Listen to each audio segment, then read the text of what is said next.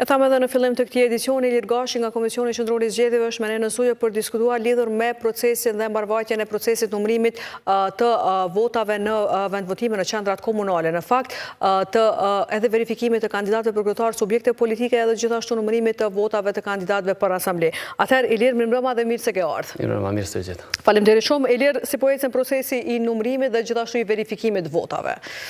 Po tashme veç ka fillu në gjitha komunat e Kosovës, në përqendra komunale të numërimit, që të numërohet procesi, që të numërohen votat e kandidatëve, po në njëjtën kohë të bëhet edhe verifikimi i votave për kryetar të komunave, në mënyrë që të dihet sakt se si ka rrjedhë gjithë procesi ditën e diel.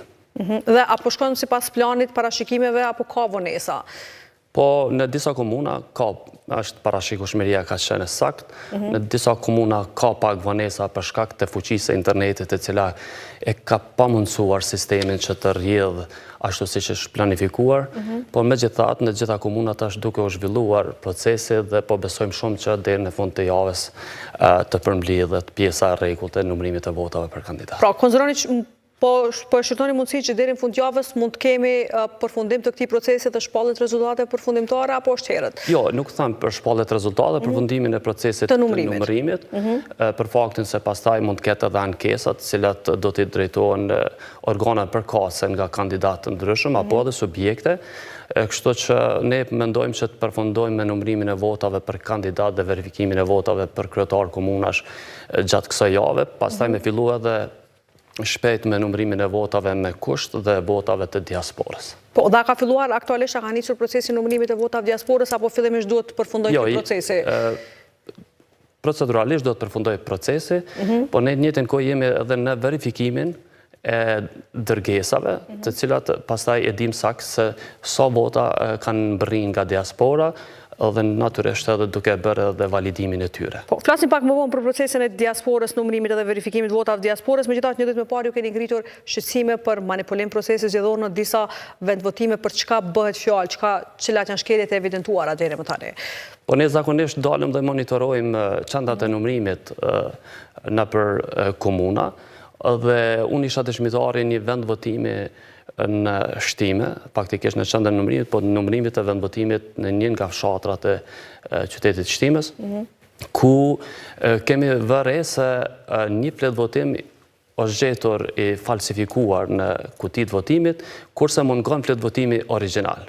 Dhe këtë quajmë ne atë të famshëm, të ashtu quajtur treni bullgar, i cili ka mund të qarkulloj, jo ka mund, po faktikisht si pasoj e saj ka qarkullu edhe jashtë atij vendvotimi dhe më rënda nga kjo është se ai ka qenë vendvotim për kryetar të komunës dhe jo për asamble.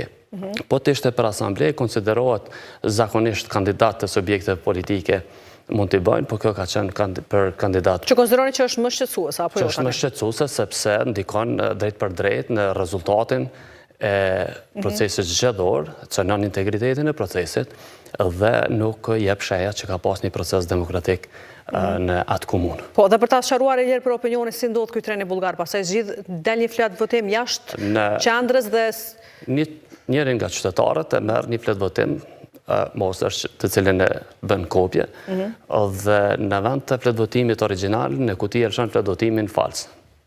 Origjinalin nxjerr jashtë dhe pastaj kështu rrjedh për dorët të qytetarët dhe kjo shërben për blerjet e votave.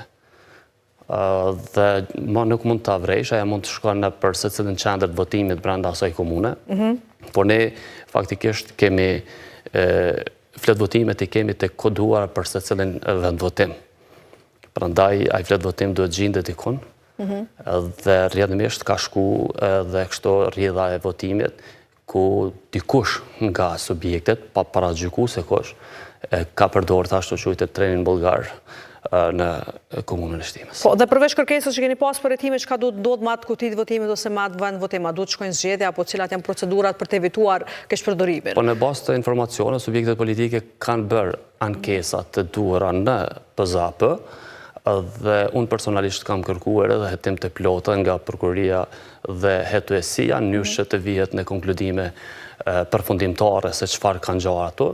Ne përvjedhoj, do thotë Këshilli i numërimit e ka procedu dhe ka numru atë kuti votimi, por Komisioni Qendror i Zgjedhjeve është njoftu me problemin. Ne do ta trajtojmë ditën në vazhdim, por natyrisht do ta trajtojmë edhe në bazë të vendimeve që vijnë nga organet tjera përkatëse, respektivisht nga PZAP. Po, dhe përmendu që këto ditë jeni në vëzhgim në për qendra komunale të ndryshme, apo jo? A keni parë shkeljet të tjera, keni evidentuar deri më tani shkeljet të tjera, sepse kemi parë që edhe në komuna tjera kandidat kanë adresuar probleme, ndoshta jo të kësaj natyre, por probleme tjera. Po ka probleme teknike, në përgjithësi procesi teknikisht ka qenë në rregull.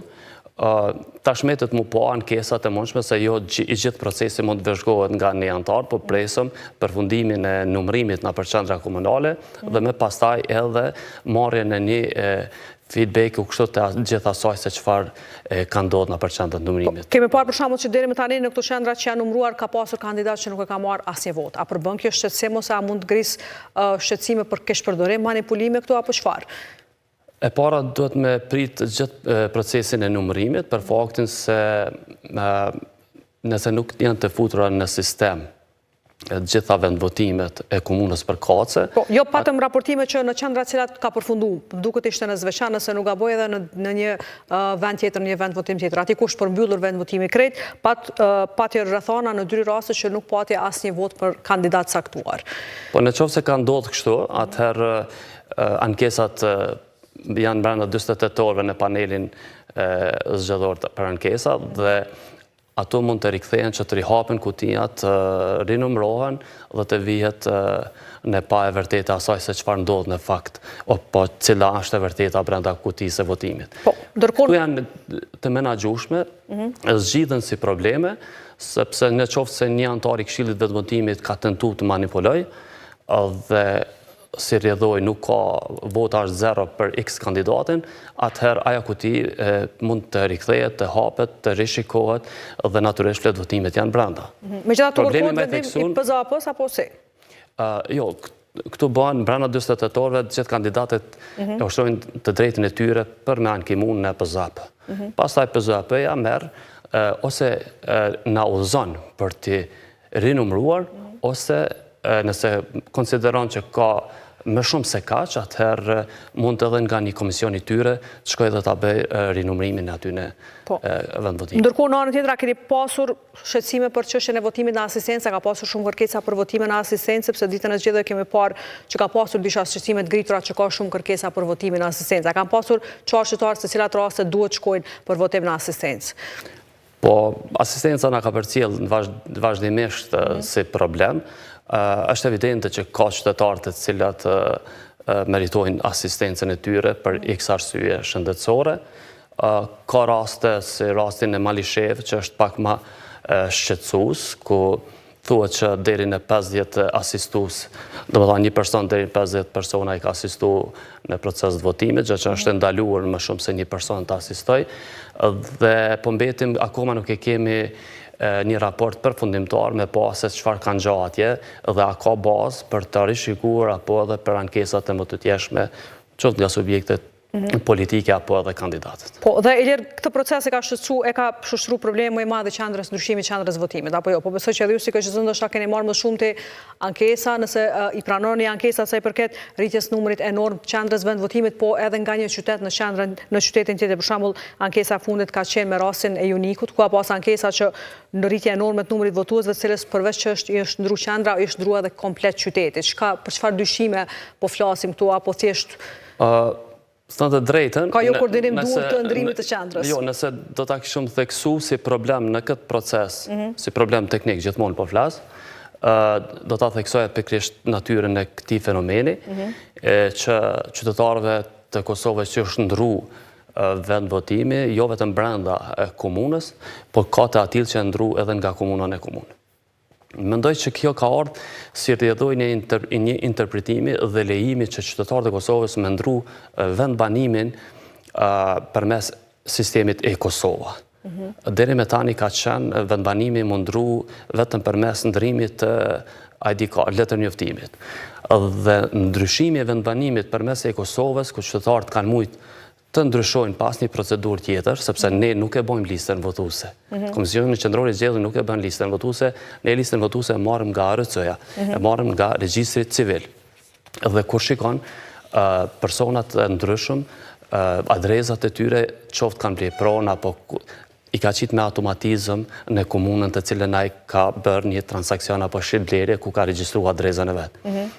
Këtë fenomen do duhet ne ta adresojmë me njëherë dhe të shohim se si mund të në bashkëpunim me Ministrinë e Punëve të Brendshme për ta trajtuar në mënyrë që mos të ka pas hapësirë edhe për të ndoshta manipuluar mundësisht ku njerëz, sidomos në komunat e vogla, ku numri e trupës elektorale është i vogël dhe margja, domethënë të mundësia ose fitoria e një kandidati ndaj tjetrit është për pak vota. Dhe si rrjedhoi dikush ka mujt ta bëjë një lloj inxhinieringu këtu përmes regjistrimit të qytetarëve nga një komunë. Dhe çka do duhet potencialisht ndodh në rast se në një qendër votimi gjenden shumë flet votime të cilat nuk i takojnë ata shtetëror ose apo nuk mund verifikohet tani kjo, ata nuk i takojnë asaj qendre apo është verifikueshme apo jo? Tashmë ata janë të regjistruar. Janë valid në listën votuese të atyre komunave.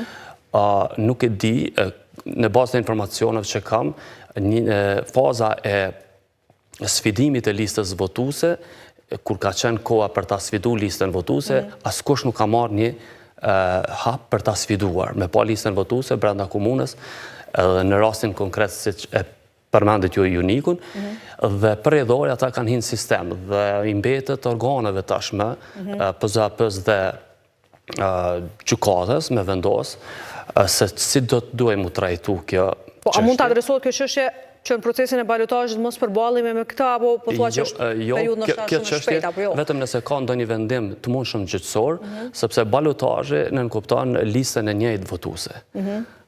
Do thotë edhe lista njëjtë edhe brenda dhe jashtë vendit është e njëjta listë votuese sepse në proces nuk mund të ndrohet rregullat e lojës.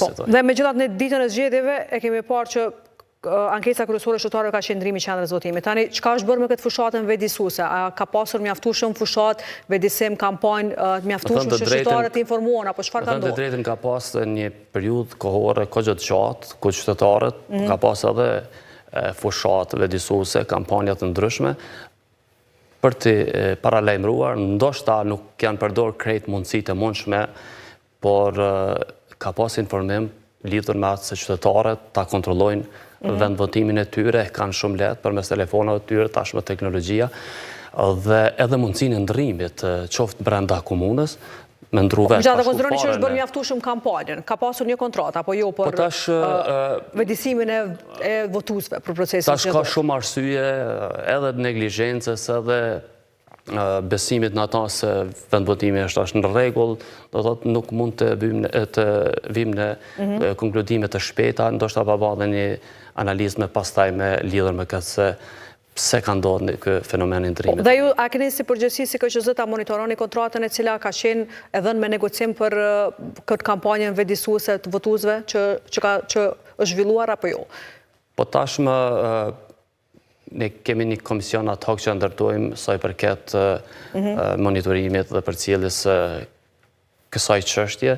Mbetet me pastaj me vlerësu në qoftë se janë kryer punë gjithashtu në bazë të specifikave. Aktualisht nuk ka një vlerësim se si ka shkruar apo jo? Jo, ne jemi proces zgjedhor dhe tashmë deri në balotazh çdo gjë është e mbyllur, ne vetëm duhet të përcjellëm dhe të monitorojmë se si po shkon rrjedha e tyre. Po, dhe ankesa tjetër është edhe numri madh i personave në listat e votuesve në krahasim me numrin të regjistruar në Kosovë. Sa është punuar gjatë kësaj kohe nga ana e KQZ-s për pastrimin e këtyre listave dhe tani kjo përqindja e daljes së votuesve në këto zgjedhje është reale nëse e krahasojmë me numrin kaq enorm që gjenden në këto lista të votuesve?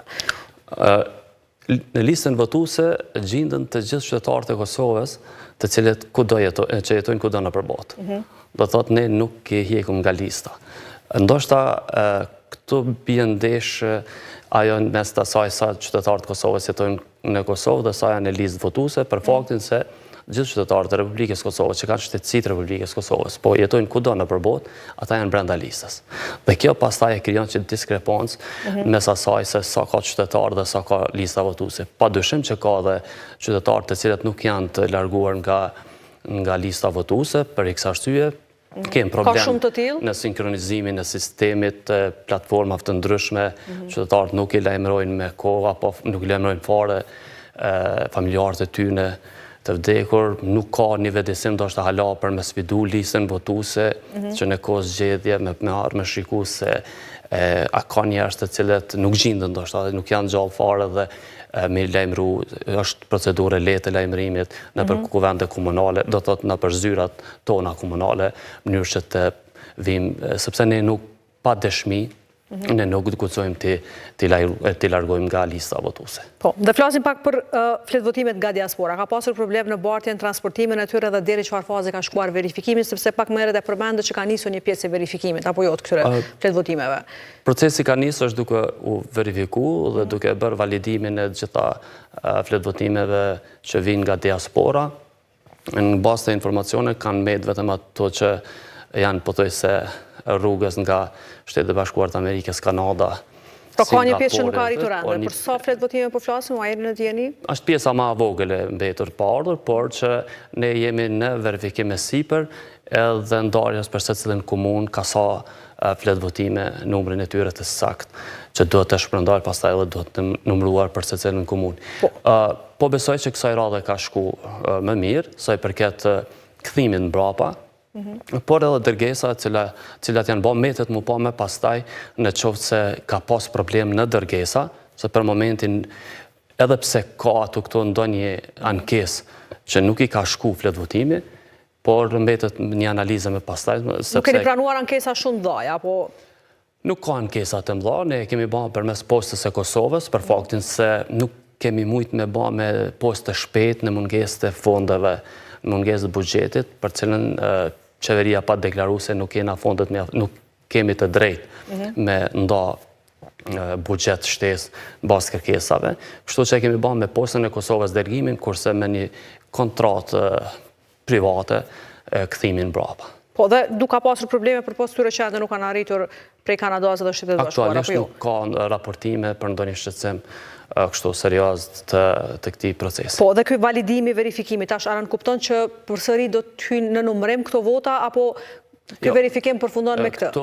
Këtu bëhet verifikimi, domethënë zotësia juridike e atij personi vota është valide, personi i cili e ka dërguar votën është i regjistruar dhe është personi njëjtë, domethënë verifikohet në qoftë se gjithçka në rregull mbas procedura aftona, pastaj votat numërohen në qendrën e numërimit të rrezikut. Megjithatë deri më tani dikun 2400 fletvotime janë shpallë pavlefshme. A konsideron që është numër i madh dhe cilat janë arsyet që shpallën këto të pavlefshme?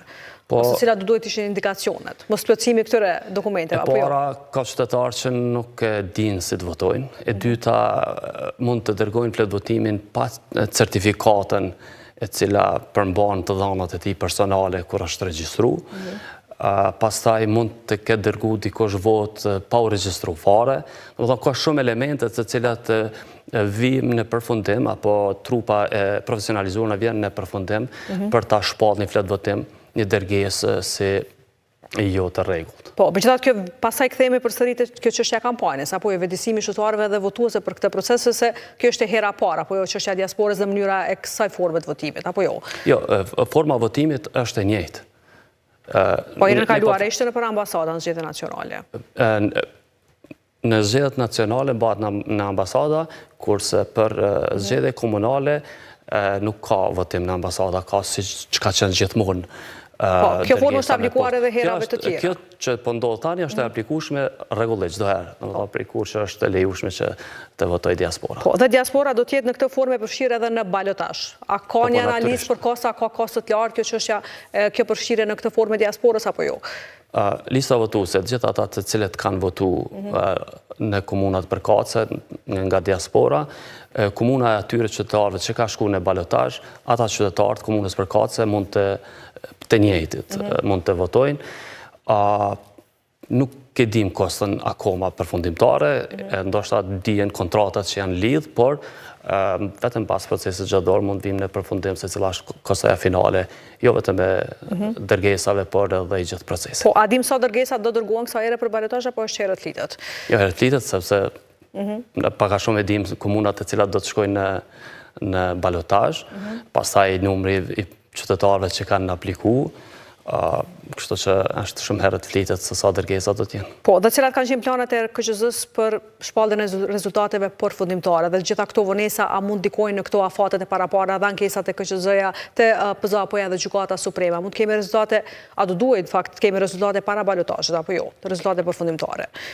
Po, ne jemi brenda afateve të parapame, po besoj që nuk do të kemi vonesa, fushata do të jetë ditët e fushatës do të jenë në koordinim me subjektet politike dhe do të shpallëm një data faktikisht është 9 nëntori, por ditët e fushatës mund të shkurtojmë, të lejmë dhe dita po 15 ditë. A ka një vendim deri më tani për... Jo, nuk ka një vendim se sa ditë do të jetë fushata, ne do të nxjerrim vendim për këtë çështje dhe po besoj se gjithçka do të shkojë në rregull, do të jemi në afatet e parapara. Po dhe a djetë gjithashtu kostoja e organizimit balotazhit, a ka kosto të larta, apo prap nuk mund të flasim për shifra?